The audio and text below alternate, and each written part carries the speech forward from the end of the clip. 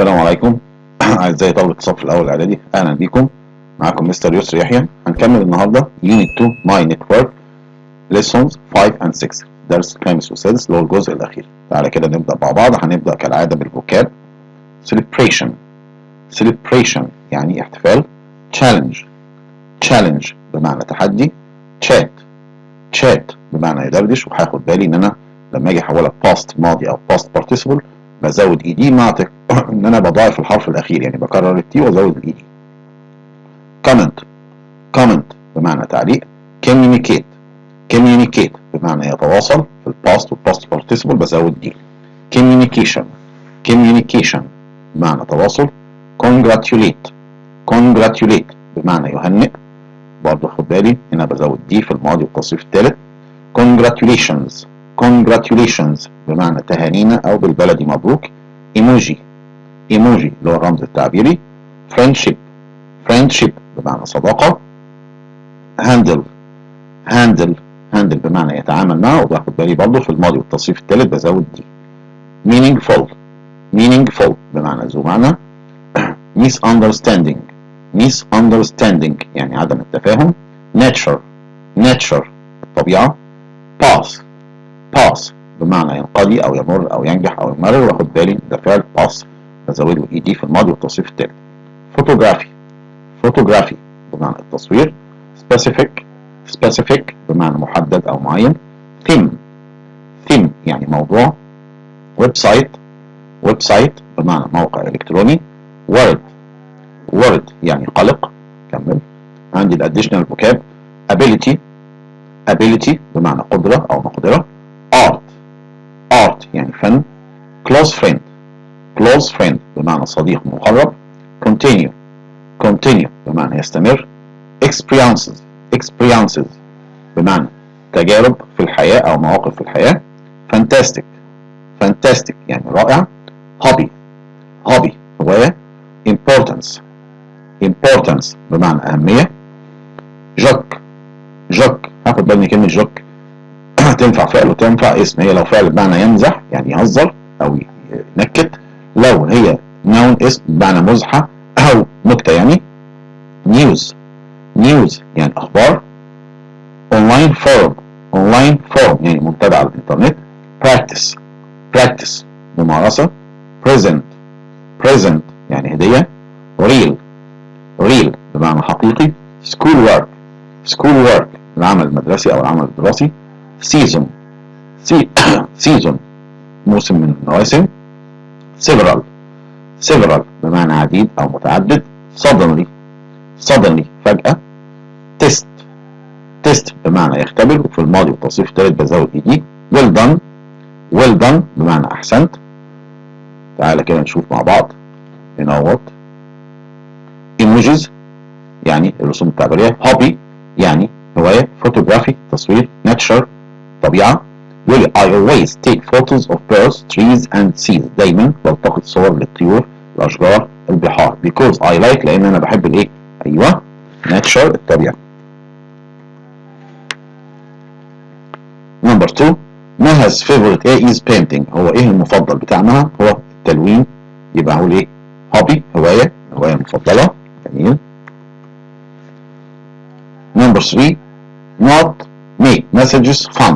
هو ايه اللي بيجعل الرسائل مرحة؟ اكيد الايموجيز الرسوم التعبيرية.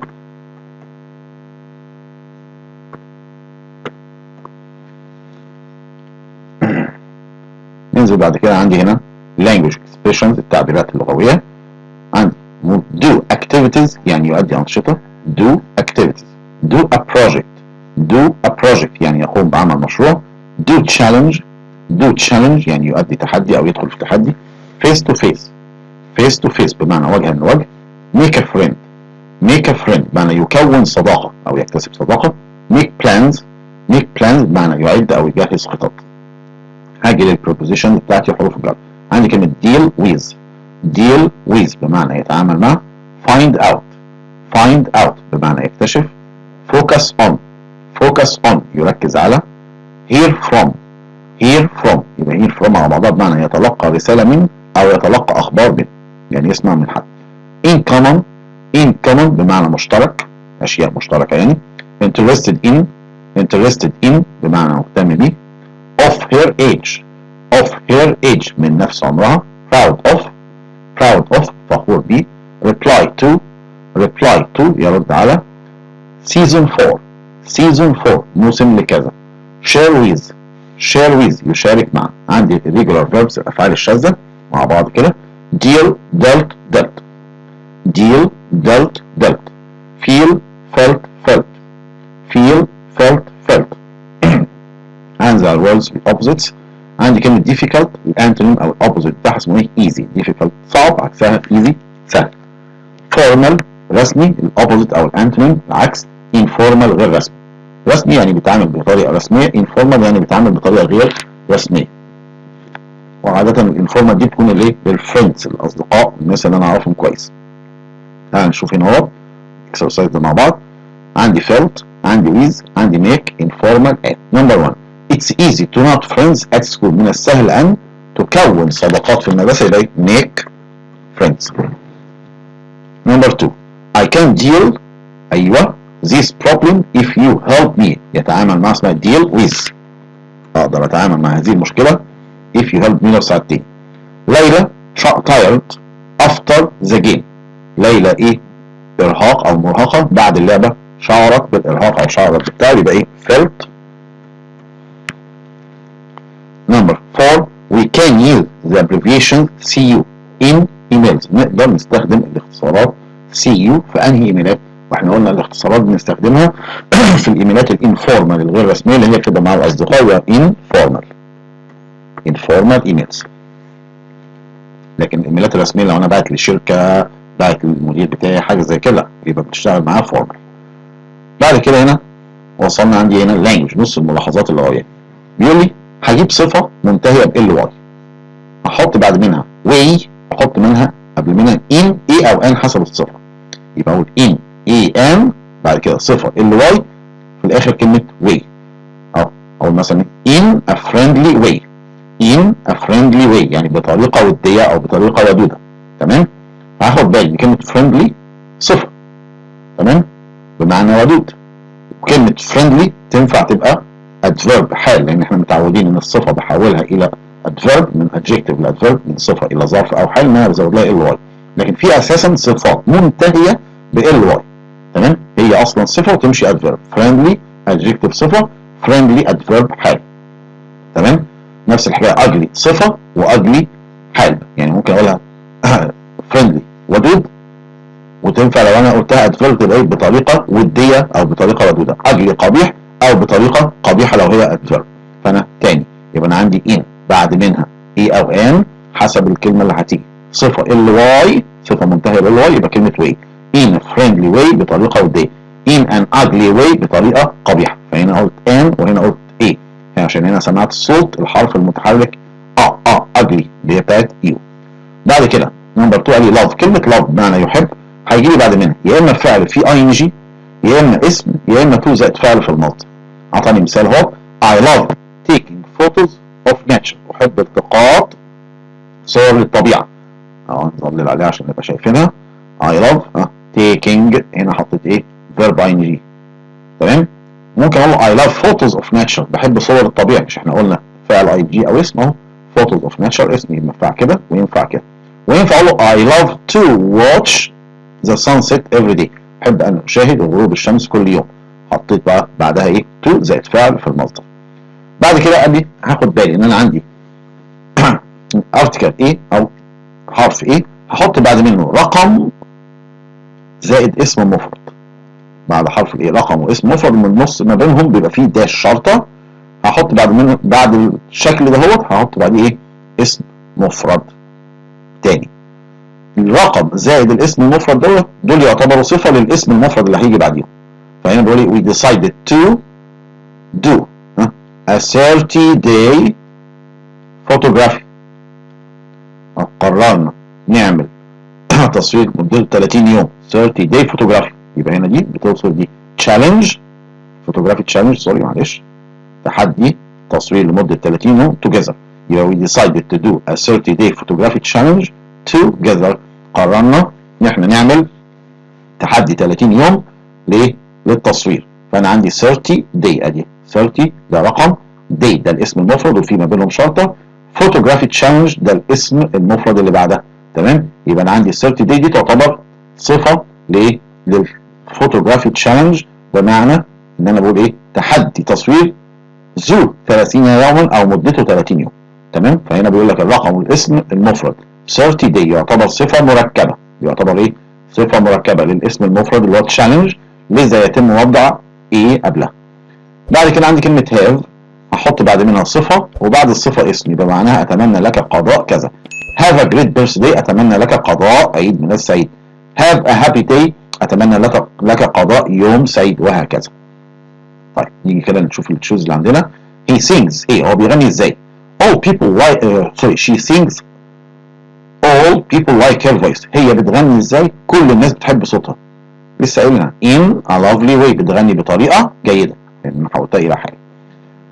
نمبر 2 we will take a نقط break، هناخد we will take a break راحه قد ايه؟ لسه قايلين رقم زائد اسم مفرد يبقى 10 minute، لان هو هنا كاتب لي ايه، يبقى 10 minute break. they love chess، they love chess، احنا قلنا لسه قايلين love بيجي لي وراها يا اسم يا فعل ing يا تو زائد مصدر، الموجود عندي فعل ing playing. بعد كده عندي الديفينيشنز التعريفات. التعريف الاولاني بيقول لي something that is difficult and tests your ability، شيء بيكون صعب وبيختبر قدرتك او مقدرتك، يبقى بنسميه challenge تحدي. talking to someone in a friendly way often online، التحدث مع شخص بطريقه وديه غالبا على الانترنت، يبقى بنسميه دردشه اللي هي chatting. تمام؟ the act of talking or writing to share information with others، تصرف او فعل التحدث والكتابه لمشاركه المعلومات مع الاخرين، يبقى بنسميه التواصل يعني communication. website in which a group of people discuss ideas online، موقع حيث ان المجموعه او مجموعه من الناس بتتناقش او بتناقش الافكار بتاعتها اونلاين، يبقى بنسميه اونلاين فورم يعني منتدى على الانترنت. the art or practice of taking pictures with a camera، فن او ممارسه التقاط الصور بالكاميرا، بنسميه التصوير يعني photography. a place on the internet where you can find information or do activities، مكان على الانترنت حيث ان انت تقدر تجد معلومات او تعمل انشطه، يبقى اسمه ويب سايت موقع الكتروني. وصلنا للوردز اند سينونيم، كلمه ومعناها او كلمه مرادفه. كلمه difficult صعب يعادلها في المعنى كلمه hard، الاثنين بمعنى صعب. present هديه يعادلها في المعنى كلمه gift بمعنى هديه. بعد كده عندي السفكس اللي عندنا النهارده، عندي كلمه celebrate حولتها الى celebration. celebrate celebration، انا واخد بالي من نطاق ايشن ION في النهايه، يبقى انا زودت السفكس ION عشان احولها من فعل الى اسم. تمام؟ communicate communication communicate communication، برضه زودت ايشن ION وبرضه اتحولت من فعل الى اسم. بعد كده عندي البريفكس اللي عندي كلمه formal حولتها informal، formal حولتها informal، يبقى انا ضفت suffix IN في الاول. تمام؟ understanding حولتها misunderstanding، understanding حولتها misunderstanding، يبقى انا زودت MIS. فانا باخد بالي ان البريفكس IN و MIS النهارده او مع الكلمات بتاعت النهارده حولت لي الكلمه للعكس. تعالى كده نشوف التشويسز اللي عندنا. نمبر 1 to get the noun from the verb communicate، عشان احصل على الاسم من الفعل communicate ويأز ذا suffix بزود انهي نهايه، انطق معايا انا هحفظلهم communicate communication، يبقى انا زودت ايشن ION. بقى اللون الاخضر عشان تبقى واضحه. نمبر 2 the antonym of formal is، عكس كلمه formal انا حافظ formal informal اهي، يبقى هي العمليه كلها بتعتمد على النطق. علشان كده بنقول وانت بتعمل اي حاجه في الانجليزي، بتذاكر بتحفظ كلمات بتقرا حاجه بتحل واجب، لازم تسمع صوتك. نمبر 3 my uncle bought me a nice present، عمي اشترى لي هديه لطيفه. the word present means، كلمه present معناها ايه؟ present يعني هديه، يبقى gift. حافظ الكلمات خلصت. طيب عندي بعد كده literature الادب، الجزء الادبي بتاعنا جايب لي يقول لي read and listen to the story، هنقرأ ونستمع إلى القصة. يقول لي friends online، هنتعرف على friends online الأصدقاء على الإنترنت. فيقول لي سلمى a 15-year-old girl، سلمى بنت ذو 15 عاما يعني عندها 15 سنة from Egypt من مصر loved photography أحبت التصوير. She often shared her photos on our website. هي غالبا كانت بتشارك الصور بتاعتها على موقع for young photographers للمصورين الصغار. One day ذات يوم she got a comment from Ashley. حصلت على comment من Ashley يعني حصلت على تعليق من بنت اسمها أشلي. وعرفني أشلي دي a girl of her age بنت من نفس عمرها from Australia من استراليا who liked her photos أعجبت بالصور بتاعتها. They started chatting بدأوا الدردشة and found out they had a lot in common واكتشفوا ان هم مشتركين في حاجات كتيرة يعني في حاجات كتيرة مشتركة ما بينهم. They both loved taking pictures of nature. هما الاثنين أحبوا التقاط الصور للطبيعة. Soon سريعا they were talking every day أو لاحقا they were talking every day بقوا يتكلموا كل يوم أو كانوا يتكلموا كل يوم and decided to do a 30-day photographic challenge. وقرروا ان هم يعملوا ايه 30-day photographic challenge together تحدي تصوير لمدة 30 يوم مع بعض. each day كل يوم they had to take a photo on a specific theme and share it. ان هم كل يوم التحدي بتاعهم هيلتقطوا صورة ل specific theme موضوع محدد and share it ويشاركوه. they enjoyed the challenge استمتعوا بالتحدي and became closer friends واصبحوا اصدقاء مقربين. however وبرغم ذلك one day ذات يوم Ashley suddenly stopped answering Salma's messages. أشلي فجأة امتنعت أو بطلت ترد على الرسائل بتاعت سلمى. سلمى felt worried. سلمى بدأت شعرت بالقلق. She sent several messages. أرسلت العديد من الرسائل. But there was no reply. لكن ما كانش في أي رد. سلمى felt sad. شعرت بالحزن. That their friendship might be over. إن ممكن الصداقة بتاعتهم تكون انتهت. سلمى couldn't focus on her schoolwork or her photography. سلمى couldn't focus. لم تستطع أن تركز ما كانتش قادرة تركز on her schoolwork في أعمالها المدرسية or her photography أو تصويرها. After talking with her mother بعد التحدث مع أمها سلمى decided to send a message. قررت إن هي تبعت رسالة letting Ashley know عشان تجعل أشلي تعرف that she was there for her إن هي موجودة علشانها. She wrote هي كتبت Hi Ashley مرحبا يا أشلي I hope you are okay. أتمنى إن أنت تكوني بخير. If you need someone to talk to لو أنت محتاجة شخص تتكلمي معاه I am here for you. أنا موجودة علشانك. A few more days passed. عدت عدة أيام أخرى أو قريب من الأيام الأخرى and finally وفي النهاية Ashley replied ردت Ashley. She explained that she had been dealing with some difficult family news. هي شرحت إن هي كانت مضطرة إن هي تتعامل مع بعض difficult family news الأخبار الصعبة العائلية and needed some time offline واحتاجت بعض الوقت إن هي تكون إيه offline مش متصلة بالإنترنت. سلمى was happy to hear from Ashley again. سلمى كانت سعيدة إن هي تسمع من أشلي مرة أخرى. They talked about what had happened. اتكلموا عن اللي حصل and made plans to continue their challenge. وعملوا خطط علشان يكملوا التحدي بتاعهم. سلمى and Ashley now had a better understanding of يعني سلمى and Ashley سلمى وأشلي now دلوقتي had a better understanding عندهم تفهم أفضل of the importance of communication لأهمية التواصل and being there for each other والتواجد كل واحد للآخر يعني وجود كل واحد علشان يشوف يسمع مشاكل الآخر ويساعده. They knew that their friendship هم عرفوا إن صداقتهم through online بالرغم إن هي على الإنترنت was real and meaningful كانت حقيقية وذات معنى. بعد كده عندي هنا بيقول لي مازن read مازن's post about ميدو's birthday. هنقرأ البوست اللي عامله مازن عن عيد ميلاد ميدو. فهنا طبعا ده مازن اللي هو عامل البوست مكتوب تحتيه one day يعني بقاله يوم نازل. فهنا بيقول happy birthday to my fantastic brother ميدو. عيد ميلاد سعيد لأخي الرائع ميدو. He's 15 today. هو النهارده عنده 15 سنة. He's a great brother. هو أخ رائع because he's always there for me and our little sister لأنه دايما متواجد عشاني وعشان أختي الصغيرة when we need help لما بنحتاج مساعدة. Thanks bro. شكرا my brother أخويا. And of course وبالطبع we all know he's a top student. كلنا عارفين إن هو طالب شاطر and also an amazing football player وكمان لاعب كرة قدم مدهش. 16 goals last season. هو أحرز 16 هدف الموسم اللي فات for our school team لصالح فريق المدرسة بتاعتنا. well done ميدو، احسنت ميدو. I am so proud of you، انا فخور جدا بيك. have a great birthday، اتمنى لك قضاء عيد ميلاد رائع وعيد ميلاد سعيد. فهنا بيقول لي who is ميدو، من خلال اللي احنا قريناه مين ميدو ده؟ فاحنا كده نرجع اللي كاتب مازن وقال لك ايه؟ براذر ميدو. يبقى ميدو ده ايه؟ الاخ بتاع مازن، يبقى نقول مازنز براذر. يبقى ممكن اقول هي از مازنز براذر، وممكن اقول براذرز مازنز براذر على طول. هي از مازنز براذر. سوري. Number 2. Why is مازن writing the post؟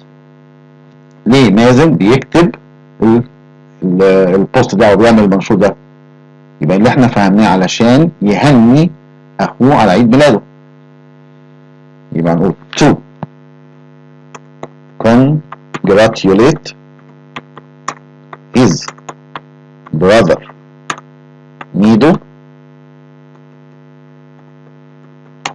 on his birthday. بيهني اخوه ميزو اخوه ميدو على عيد ميلاد او في عيد ميلاده. Number 3. Why does مازن think ميدو is a great brother؟ ليه مازن بيعتقد ان ميدو اخ رائع او اخ عظيم؟ تعالى كده نجيبها من فوق اهو. قال لك he is a great brother because he is always there for me and our little sister when we need help. يبقى احنا نترجمها بالصيغه بتاعتنا. Because he is always there for him and their little sister when they need help. يبقى احنا كده حولنا ضمائر المتكلم الى ضمائر غائب. يبقى نقول ايه؟ because he is always there، لانه موجود هناك دايما for him and their little sister، من اجله ومن اجل اخته الصغيره when they need help، لما هم كانوا بيحتاجوا مساعده. Number 4. what sport is ميدو good at؟ طبعا عارفينها مفهومه، فوتبول. Number 5. how does مازن feel about ميدو؟ مازن بيشعر ايه تجاه ميدو؟ he is proud of him، هو فخور بيه. he is proud of him.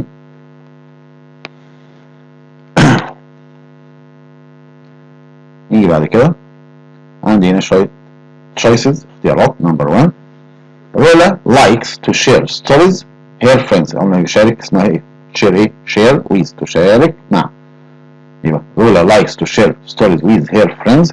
رولا بتحب تشارك القصص بتاعتها مع اصدقائها. Number 2. we use a language in with friends. بنستخدم انهي لغة مع الاصدقاء؟ قلنا اللغة الانفورمال language. Number 3. لبنى likes to do activities with her friends. do activities. حافظينها. I was excited to meet my friend on his new job. أنا كنت متحمس to my friend on his new job، عشان أعمل إيه لصديقي على وظيفته الجديدة، يعني هو اشتغل شغلانة جديدة. يبقى congratulate يهنئ. I got a for my birthday. حصلت على إيه في عيد ميلادي؟ هدية. يبقى present. عملية ترجمة. ترجمت هتلاقي نفسك بتقول الكلمة بالعربي وتجيبها من تحت. Number 6. عمر likes to have a new عمر بيحب يكون عنده جديد. He likes working hard. بيحب العمل الشاق. يبقى challenge التحدي. new challenge. Good helps build strong friendships. هو الجيد بيساعد على بناء صداقة قوية. التواصل الجيد يبقى good communication. Number 8. Traveling gives you new السفر بيعطيك جديد. experiences تجارب في الحياة. Number 9. not there. There are no mistakes in your homework. مفيش أخطاء في الواجب بتاعك. يبقى هنا المدرس بيقول برافو. برافو يعني أحسنت، يعني well done. sorry well done. أنا شاورت على well made.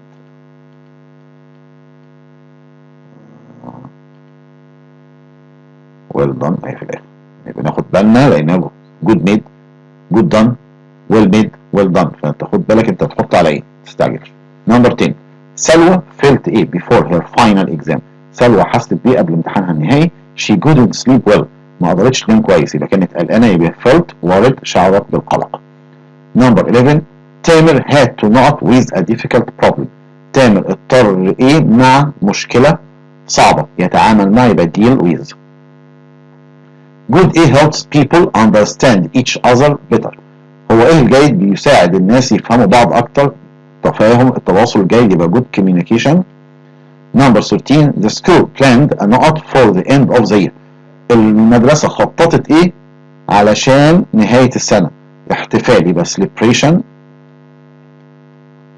Number 14 my A with علي continued for many years. هو A بتاعي مع علي استمر عدة سنوات، صداقتي، يبقى friendship. بعد كده في مجموعة تانية. Number 1 not is the art or practice of taking pictures with a camera. هو فن أو ممارسة التقاط الصور بالكاميرا، يبقى أكيد فوتوغرافي، التصوير. Number 2 reading and listening to music. القراءة والاستماع إلى الموسيقى are popular. إيه هو إيه محبوب أو شائع. I like both of them، بحبهم، يبقى دي هوايات يعني hobbies. تمام. My teacher needs to know the students' abilities before starting the new term. المدرسين محتاجين يعملوا ايه لقدرات الطلبة before starting the new term، قبل بداية الترم الجديد يختبروا قدرات الطلبة، يبقى التست. Number 4 one of my friends stopped A with me. أحد أصدقائي توقف عن إيه معي. I am worried about him. أنا قلق عليه أو قلقان عليه، يبقى التواصل معي، فأنا هاخد بالي. يبقى communicating، لأن عندي with اسمها communicate with، وعشان stop بيجي لي وراها verb ing، هنا قلت إيه communicating. Number 5 my friend didn't reply. صاحبي ما ردش my messages على رسائلي، يبقى يرد على اسمها ايه reply to، زي ما أنا حافظ. عشان كده بنقول ايه انطق وانت بتحفظ، انطق وانت بتقرأ، انطق وانت بتكتب واجب، فبتلاقي نفسك لسانك دايما متعود على نطق الكلام السليم. My father is very good at a difficult situations. بابا شاطر جدا في ايه المواقف الصعبة، التعامل مع المواقف الصعبة، يتعامل مع اسمها ايه handling او handle. تمام. بعد كده Number 7 I don't think online friendship can be as strong as not friendships. لا اعتقد ان الصداقات الاونلاين ممكن تكون قوية مثل انهي صداقات face to face، الصداقة اللي هي وجها لوجه، اللي هي بقابل فيها الصديق واقعد معاه. Number 8 the problem started because of المشكلة بدأت بسبب celebration ولا misunderstanding ولا success ولا journey، اكيد عدم التفاهم او عدم الفهم او سوء الفهم، misunderstanding. We have a lot a common، احنا حافظينها common اسمها in common بمعنى مشترك، يبقى we have a lot in common، في مشترك كتير ما بيننا وحاجات مشتركة with each other، مع بعضنا. We have the same hobbies، لدينا نفس الهوايات. Number 10 my little brother always tells me funny، بيقول لي دايما ايه funny، ايه مرح او ايه مضحك، jokes، نكت. Number 11 their friendship was real and ايه صداقتهم كانت حقيقية وذات معنى meaningful. They always helped each other، كانوا دايما بيساعدوا بعض. 12 summer is a season، اسمه season 4. الصيف هو موسم ل traveling للسفر، swimming السباحة and having fun والمتعة. 13 please من فضلك give me a time for the meeting، اديني وقت ايه للاجتماع، وقت محدد، يبقى specific time، وقت محدد للاجتماع. بعد كده وصلنا هنا عندي ايه السبيكينج او speaking skills، مهارات التحدث.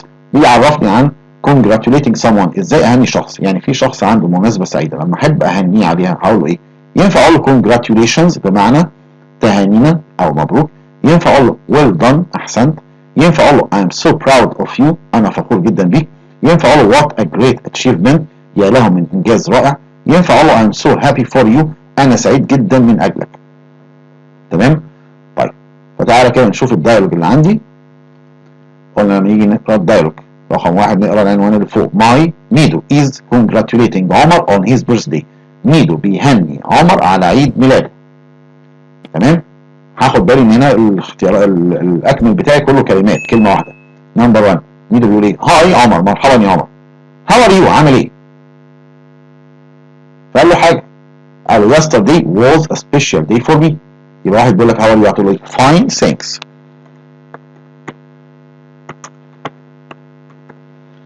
وينفع اقول fine thank you؟ قال له كويس شكرا. yesterday was a special day for me. امبارح كان يوم مميز بالنسبه لي. فساله سؤال فكانت الاجابه because it was my birthday، لانه كان عيد ميلادي. يبقى هيساله يقول له ايه؟ ليه؟ كلمه ليه يعني ايه؟ why، مش عايز اكتر منها. why كان يوم مميز ليه؟ فقال له because it was my birthday، فقال له ده كان عيد ميلادي، فقال له واو. طبعا انت عرفت ان هو عيد ميلاده، فهتقول له حاجه من اتنين. ممكن هنا امشيها happy birthday to you، وينفع اقول له ايه congratulations. تمام، فانا هاخد congratulations تهانئي. فقال له thank you ميدو، شكرا يا ميدو. فسأله سؤال قال له yes I had a great time with my family. ايوه او نعم انا قضيت وقت ممتع او وقت رائع مع عيلتي. فهنا طالما شفت يس او نو يبقى انا كده فهمت ان انا هعمل سؤال بدون اداه استفهام، يعني هبدا بالفعل المساعد. فانا عشان اعرف الفعل المساعد هجري على الفعل بتاعي. هاد في انهي زمن؟ ماضي. في الماضي يبقى انا ببدا السؤال بتاعي ديد، والفاعل اللي هو اي هخليه انت يو، وطالما استخدمت ديد ارجع الفعل بتاعي للمصدر، يبقى الهاد هتبقى هاف. did you have a great time with your family؟ هل قضيت وقت جيد مع عيلتك؟ بعد كده قالوا did you get any presents؟ هل حصلت على اي هدايا؟ اقول له ايه؟ ايوه sure او بالتاكيد of course، مش عايز اكتر من كده. yes I did of course certainly sure، كل ده ينفع. بعد كده هنا بيعرفني writing a social media post، ازاي بكتب منشور على وسائل التواصل الاجتماعي. تمام، فهنا طبعا لما نيجي نكتب منشور، المنشور بالنسبه لي يعتبر باراجراف، نوع من انواع الباراجرافات. تمام، بس احنا اتفقنا ان احنا دايما لما اجي اكتب اي موضوع لازم احط في دماغي شويه افكار، ابدا احط افكار كده ايه اللي انا هتكلم عنه. فانا دلوقتي هعمل سوشيال ميديا بوست تمام، منشور في وسائل التواصل الاجتماعي، يعني مثلا منشور على الفيس. فاول حاجه هفكر فيها why are you writing this post؟ ليه انا بكتب البوست ده؟ تاني حاجه who are you writing about؟ بكتب عن مين؟ تالت حاجه why is he a great person؟ الشخص اللي انا بكتب عنه ده ليه هو شخص رائع؟ رابع حاجه what is he good at؟ هو شاطر في ايه؟ خامس حاجه how old is he؟ عمره قد ايه؟ سادس حاجه what does the person look like؟ شكل الشخص ده ايه؟ what is the person like؟ الشخص نفسه بيحب ايه؟ او صفاته ايه؟ how do you feel about the person؟ بتشعر بايه تجاه هذا الشخص؟ تعالى كده نشوف نموذج مكتوب عندي. فهنا بيقول لي ايه؟ today النهارده I am writing to wish you a very special happy birthday. النهارده انا بكتب علشان اتمنى لكم عيد ميلاد سعيد. فانا لو جيت بصيت اهو why are you writing this post؟ اهو ده سبب كتابه البوست. he is مازن، هو مازن، هو بيتكلم عن مين؟ عن مازن اهو. who are you writing about؟ he's amazing friend who always makes everyone smile. هو صديق مدهش بيجعل كل واحد يبتسم. مازن is 13 years old today. مازن النهارده عنده 13 سنه. he has curly brown hair and wears glasses. هو عنده شعر بني مجعد وبيرتدي نظارات. فدي كلمه ايه؟ what does the person look like؟ شكله ايه؟ وصفت شكله. he's kind and funny. الصفات بتاعته what is the person like؟ ما شكل هذا الشخص، يعني بيقصد بيه شكله، صفاته شكلها ايه؟ قال he is kind and funny، هو لطيف عاطف ومرح. and he loves playing football، بيحب لعب كرة القدم. I feel proud to have a friend like مازن. أشعر بالفخر إن أنا عندي صديق مثل مازن. يبقى this is my how do you feel about the person؟ تشعر بإيه تجاه هذا الشخص؟ I feel proud to have a friend like مازن، بشعر بالفخر تمام، أو أشعر بالسعادة على حسب ما أنا هكتب. happy birthday again مازن، عيد ميلاد سعيد يا مازن مرة أخرى. تعالى كده نشوف الأسئلة اللي عندنا. عندي هنا كادي كادي's birthday is today، عيد ميلاد كادي النهارده. فميرا بتقول هابي birthday كادي، فهترد عليها كادي تقول لها ايه؟ يو. هنا ثانك يو، شكرا. طبعا هي باينه على اساس ان انا بكمل الجزء اللي عندي. بعد كده ميرا قالت لها هاو دو يو ايه؟ فالاجابه هاو دو يو ايه اباوت ات. بص كده في الاجابه I feel very happy، اشعر بالسعاده. يبقى هاو دو يو فيل، كيف تشعرين؟ about it، تشعري ايه تجاهه؟ It's special day هو يوم مميز. Did you have presents on your last birthday؟ هل حصلتِ على هدايا في عيد ميلادك اللي فات؟ لا حاجة. I had a lot of presents. تلقيت أو حصلت على كثيرا من الهدايا. يبقى أنا هقول إيه؟ yes. yes بس. فسألتها سؤال presents did you get؟ فكانت الإجابة I got a new book and some chocolates. حصلت على كتاب جديد وبعض الشوكولاتة. يبقى أنا عايز أقول لها ما هي الهدايا؟ يبقى what presents. what presents did you get؟ ما هي الهدايا التي حصلت عليها؟ How old are you today؟ How old are you now؟ عندك كام سنة النهاردة؟ هتقول لها I am مثلا 15 I am 13 I am 14 أي حاجة على حسب العمر. بعد كده نشوف التشويسز. نمبر 1 يارا likes to not with her friends online. يارا بتحب تعمل ايه مع اصحابها اونلاين؟ يبقى تشات. نمبر 2 most friends through emails now. معظم الاصدقاء بيعملوا ايه من خلال الايميلات؟ بيتواصلوا communicate. نمبر 3 طارق likes to draw pictures of. طارق بيحب يرسم صور لايه؟ he spends his time between trees. بيقضي وقته بين الاشجار. الاشجار يعني الطبيعه. يبقى انا عايز ايه؟ nature. سيليا enjoys ايه as a hobby. سيليا بتستمتع بايه كهوايه؟ she likes taking pictures. بتحب التقاط الصور. يبقى photography التصوير. I like to use funny ايه in my posts online. بحب ان انا استخدم ايه مرح في المنشورات اللي الاونلاين بتاعتي. يبقى ايموجيز ايات الرموز التعبيريه. رقم 6 this note has lots of information. هو ايه ده؟ فيه معلومات كتيره. when you go online use it. لما تدخل على الانترنت استخدمه. طالما بتكلم على الانترنت يبقى ايه؟ ويب سايت الموقع. هذا الموقع به معلومات كثيره. نمبر 7 ممكن اقول علاء او الاء needs more ايه to be good at music. محتاج علاء محتاج قد ايه او محتاج المزيد من ايه عشان يبقى شاطر في الموسيقى؟ communication ولا practice ولا photography ولا friendship؟ محتاج تدريب او ممارسه اللي هي ايه؟ practice اللي هي رقم بي. رقم 8 the children are studying for exams. children الاطفال are studying بيذاكروا علشان امتحانهم. فانا هاخد بالي ان children ده اسم جمع. يبقى انا هنا عايز صفه ملكيه عايده على الجمع تبقى ايه؟ their exam. نمبر 9 not you carry these books for me please. عايز اقول له ممكن تحمل لي هذا الصندوق من فضلك. طبعا الطلبه تبقى ايه؟ will you carry. نمبر 10 these toys are his. اللعب دي بتاعته. they are the not toys. يبقى these toys are his. هذه اللعب بتاعته هو. يبقى they are the not toys. هيقول لعبه او لعب الولد. يبقى انا بتكلم عن ولد. يعني هو قال لك his يبقى انا بتكلم مفرد. يقول boys اللي هي ابوستروف اس ملكيه. بعد كده عندنا هنا complete with the correct form. can you coming to my birthday party مازن؟ can you يبقى بيجي لي وراه فعل في المصدر infinitive تبقى come. نمبر 2 these are my friends cars. عايز اقول هذه عربيات اصدقائي. فكلمه friends جمع. قلنا لما نيجي نحط البوسيسيف الملكيه للاسم الاسم المنتهي بحرف اس بحط ابوستروف فقط بعد الاسم ما بضيفش ابوستروف اس. يبقى اقول friends واضيف ابوستروف بعد الاسم. ان هو منتهي باس فما ينفعش اضيف له ابوستروف اس. نمبر 3 my children room is nice. عايز اقول حجره اطفالي. يبقى دي اخرها في اس ما فيش. يبقى انا عايز children's room حجره اطفالي احط لها possessive اس. طبعا احنا هنا ضفنا الاس لان الاسم ليس منتهيا باس. I must study for me test. انا لازم اذاكر عشان امتحاني. my صفه ملكيه.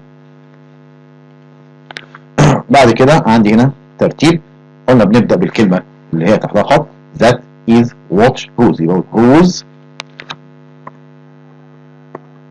بعد whose يعني ملك من بحط وراه اسم الشيء المملوك. يبقى whose watch فعل مساعد is that. ملك من هذه الساعة أو بالبلدي ساعة مين دي. نمبر 2 عندي jacket father to this belongs my. تعالى كده this هذا الايه؟ this jacket عايز فعل يبقى belongs اسمها belong to. هذا الجاكيت يخص this jacket belongs to my father.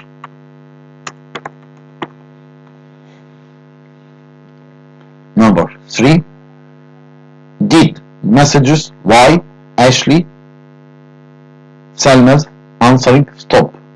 يبقى ده سؤال، يبقى نقول ايه؟ why لماذا. فعل مساعد دي اشلي. ستوب فعل اساسي في المصدر عشان الدين.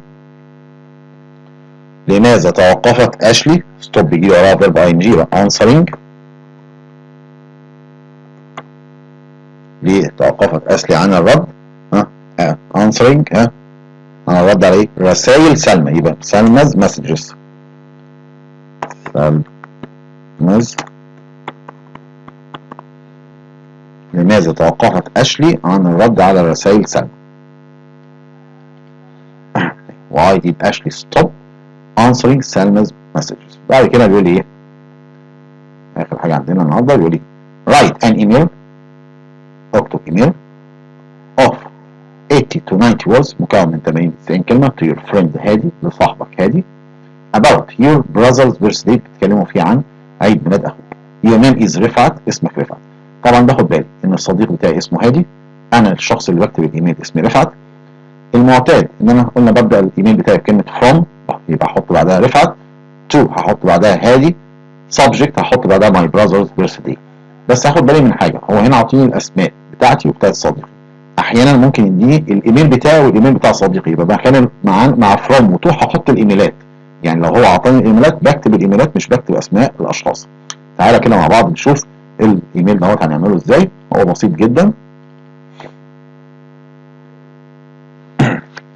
طبعا احنا قلنا اول حاجه عندي في الايميل هقول from، يبقى from رفعت. الايميل ده من رفعت. to الى مين؟ to هادي. subject بيتكلم عن ايه؟ my brother's birthday. هنبدا الايميل هقول مرحبا ايوه هاي هادي، مرحبا هادي. وبعد كده هبدا ادخل اتكلم عن الايميل بتاعي. احنا كنا حافظين عباره او جملتين كده بنكتبهم في الاول. تعالى كده نشوف وهو شغال معايا اهو. how are you and your family؟ عامل ايه انت وعيلتك؟ I hope you are well. اتمنى ان انت تكون بخير. I am writing to tell you about. لحد كلمة about ده كده انا حافظه. I am writing to tell you about. انا بكتب لك عشان احكي لك عن، اهو هاخد دي من فوق احطها هنا. My brother's birthday عشان احكي لك عن عيد ميلاد اخويا. My brother's birthday was last Friday. عيد ميلاد اخويا كان يوم الجمعة اللي فاتت. He had a big party. We had a big party in our house. احنا عملنا او اقمنا حفلة كبيرة في بيتنا. Our family and friends celebrated his birthday. عائلتنا واصدقائنا احتفلوا بعيد ميلاده. They gave him a lot of presents. قدموا له الكثير من الهدايا. He felt very happy. هو شعر بالسعادة جدا. We had cakes and juice. تناولنا كيكات وعصير. We played games and sang songs. لعبنا ألعاب وغنينا أغاني. We had a lot of fun. استمتعنا كثيرا. أنا خلصت راح أدي جملة ختامية see you soon. أراك قريبا. وأوقع راح أقول yours رفعت. يبقى قدام مني الايميل اهو بكل بساطه بجمل بسيطه. اتمنى ان انتم تكونوا استوعبتوا الدرس النهارده. وبكده يبقى خلصنا يونت 2. نلتقي مع بعض في فيديو جديد ان شاء الله مع يونت 3. السلام عليكم ورحمه الله وبركاته.